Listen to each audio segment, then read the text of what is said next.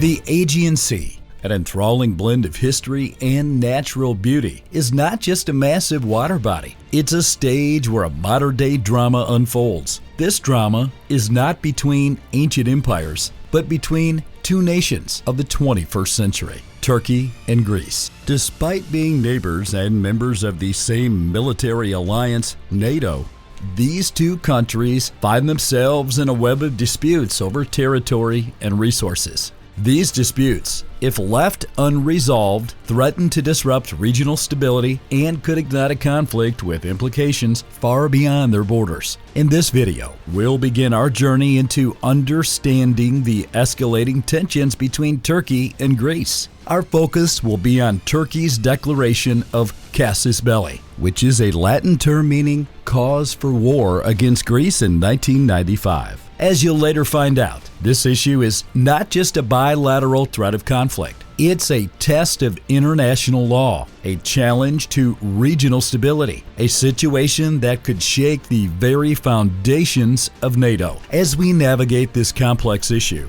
we invite you to explore its historical context, analyze the current situation, and discuss potential resolutions. Our goal is to provide a comprehensive understanding of this geopolitical issue and its potential impact on regional and global stability. So stay with me and follow closely until the end.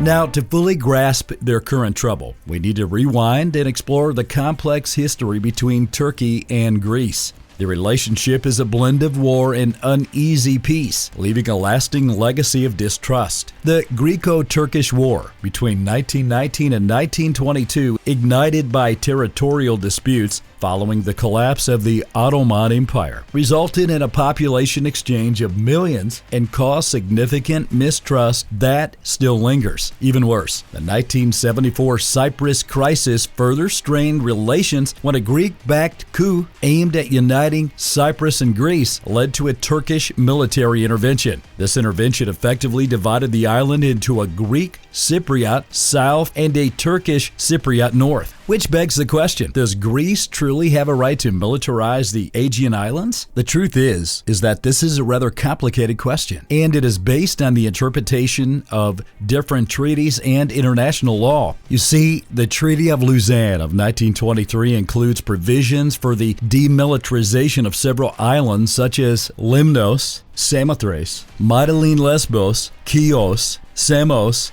and Erkaya. The aim was to balance the power and decrease military threats in the area. But that's not all. The Treaty of Paris of 1947 ceded the Dodecanese Islands from Italy to Greece and demanded their demilitarization. Here's the thing. Greece claims it has the right to militarize the islands due to the perceived threat from Turkey, especially since Turkey has a significant amphibious military presence on the mainland across the sea from these islands, particularly in the Izmir region. Greece opposes the existence of the Aegean Army, viewing its strong amphibious forces as a threat to its islands and borders. According to the official Turkish line, Turkey maintains these forces for defensive purposes and military training. Greece also refers to Article 51 of the UN Charter, which allows the use of force in self-defense or to defend another state in case of an armed attack, like the Turkish invasion of Cyprus. On the other hand, Turkey claims that Greece's militarization of these islands violates the aforementioned treaties, especially the Treaty of Lausanne and the Treaty of Paris. Turkey perceives Greece's actions as provocative and threatening to the region, since demilitarization is essential for regional security. In reality, the right of self-defense under the UN Charter can be used to justify militarization if a country faces an imminent threat. Greece contends that the large Turkish military presence and occasional hostile statements necessitate its defensive actions. The treaties also contain provisions for demilitarization, but their scope and interpretation, given current security concerns, are debatable. Now, several issues continue to stoke the flames of conflict.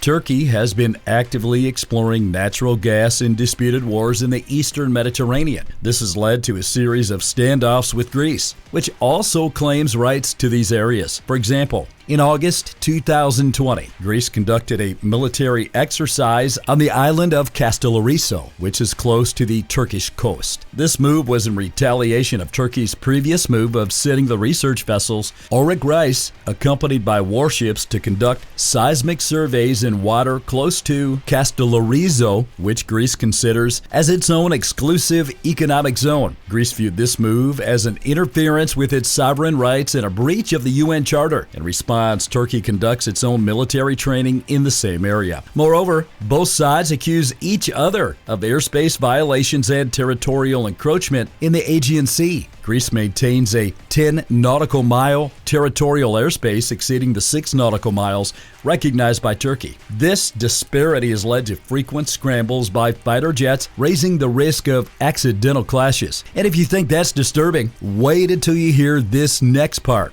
See, Turkey contests Greece's administration of numerous Aegean islands. Turkish claims range from challenging Greek sovereignty over specific islands to contesting the overall demilitarization status of the Aegean islands under the Treaty of Lausanne. Even more troubling, Greece views Turkey's 1995 Casus Belli declaration, which we will come to in just a second, as a blatant violation of international law. Specifically, Greece cites the United Nations Convention of the Law of the Sea, which grants coastal states the right to a 12 nautical mile territory. The truth is that these unresolved issues create a volatile environment where a single miscalculation could trigger a wider conflict, pulling in other regional powers and jeopardizing the stability of the entire eastern Mediterranean. And as you'll find out in the next section, the Casus Belli is the sword that threatens peace between the two nations, further complicating the situation.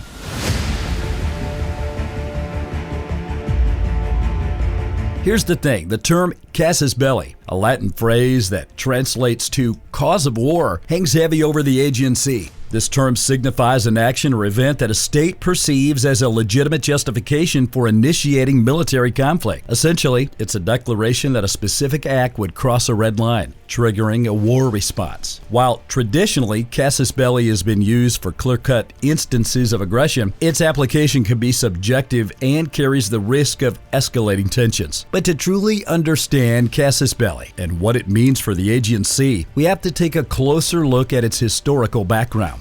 You see, the relations between Greece and Turkey deteriorated significantly between 1975 and 1995. This period was marked by intense diplomacy, espionage, and efforts to maintain a balance of power. Known as the Güven Erkaya plan, this strategy involved secret diplomacy and highlighted Turkey's attempts to counteract Greece's military advantage in the Aegean Sea. The Güven Erkaya plan was not well known to the public, but was instrumental in the development of the Aegean issue. Although the details of the plan are still unknown, it pointed to Turkey's apprehensions about Greek encroachment and military might. In 1982, Turkey reacted strongly to the possibility of Greece expanding its territorial waters from 6 to 12 nautical miles. Turkey stated that such an action would be regarded as Casus Belli, which means that it could potentially provoke a war. This declaration was important because it showed the extent to which Turkey was willing to respond to any attempt by Greece to change maritime borders. But here's what's truly troubling. On June 8, 1995, the Turkish parliament approved a resolution to take all necessary actions, including the use of force, in response to any Greek expansion of its territorial waters. Although there were controversies regarding this resolution in the future, it supported Turkey and preserved the situation in the Aegean Sea. In 2001, Turkish Admiral Güven Erkaya proposed a controversial idea: the dissolution of the Turkish Aegean Army. This suggestion caused concern among Greek diplomats and even Turkish military officials. Erkaya's proposal was to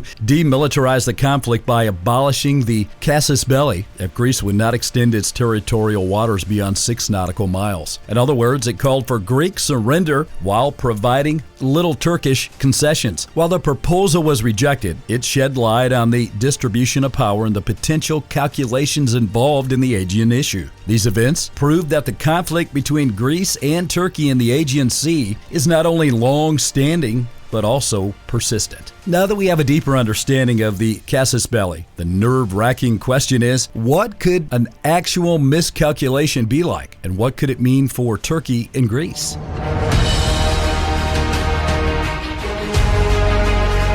What we're about to uncover is not a prediction of war, but rather an exploration of a potential scenario where tensions could escalate into an armed conflict. This exercise is intended to help us understand the gravity and far-reaching implications of the situation. Imagine a situation where Greece decides to extend its territorial waters into the Aegean Sea to the full 12 nautical miles, a right granted under the United Nations Convention of the Law of the Sea. Turkey, viewing this as a casus belli, responds with military action. The immediate effects of such a conflict would be devastating. A military conflict could likely displace thousands of civilians, damage infrastructures, and lead to significant casualties. But that's not all. The Aegean Sea, a crucial shipping route for both countries and the broader region, could see disruption, impacting trade and economic activity. According to data from the United Nations Conference on Trade and Development, UNCTAD, the total volume of global seaborne trade in 2021 was approximately 11 billion tons. Although specific figures for the Aegean Sea are not separately detailed, its strategic role as a maritime corridor connecting Europe with Asia and the Middle East suggests it handles a significant share of this volume. Any disruption in the Aegean Sea could have significant economic implications regionally and globally. But it gets worse. A broader conflict could draw in other regional powers with overlapping interests, potentially escalating into a larger-scale war. This could destabilize the entire Eastern Mediterranean, a region that's home to more than 300 million people and holds significant geopolitical importance. The broader implications of such a conflict would indeed be far-reaching. A dispute between Turkey and Greece would pose a massive crisis for NATO, an alliance built on the principle of collective defense. It would force the coalition to navigate a dispute between two members, potentially fracturing its unity and raising questions about its ability to fulfill its core mission. The European Union would also be deeply affected. A war involving Greece, a member state, and Turkey, a candidate country, would be a huge blow to the ideals of regional stability and cooperation that the EU represents. It could also strain relations between the EU and Turkey, a strategically important country for the bloc, and potentially impact the EU's foreign policy in the region. Which begs the question,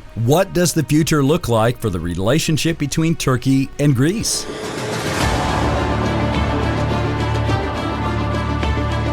The future of Turkey and Greece relationship, with the Casus Belli at the center stage, hinges on the critical role of diplomacy and discourse. A conflict would not only wreak havoc on Turkey and Greece, but also destabilize the entire Eastern Mediterranean region and potentially strain international relations. The Aegean dispute has strongly affected Greek-Turkish ties since the 1970s and has twice led to crisis coming close to the outbreak of military hostilities. However, recent developments suggest a potential thaw in relations following the devastating earthquake in southeastern Turkey and Greece's immediate mobilization to support its neighbor. Faded light of hope returned to those looking closely at the relations between these two nations. In a landmark visit of Turkish President Recep Tayyip Erdogan to Athens on December 7, 2023, the two countries agreed to boost trade and establish communication channels between coast guards to tackle the issue of migration. This visit was hailed as the start of a new era between the two countries. During this visit, Greece and Turkey signed 15 deals, indicating a groundbreaking shift in the relations. This event marked a significant step towards improving the relationship between Turkey and Greece. On May 13, 2024, the Greek Prime Minister Kyriakos Mitsotakis paid an official visit to Turkey, which is considered one of the most important steps in the development of bilateral relations. This visit was a significant turning point in reversing the previous animosities and starting cooperation in the context of different regional problems. Mitsotakis and Recep Tayyip Erdogan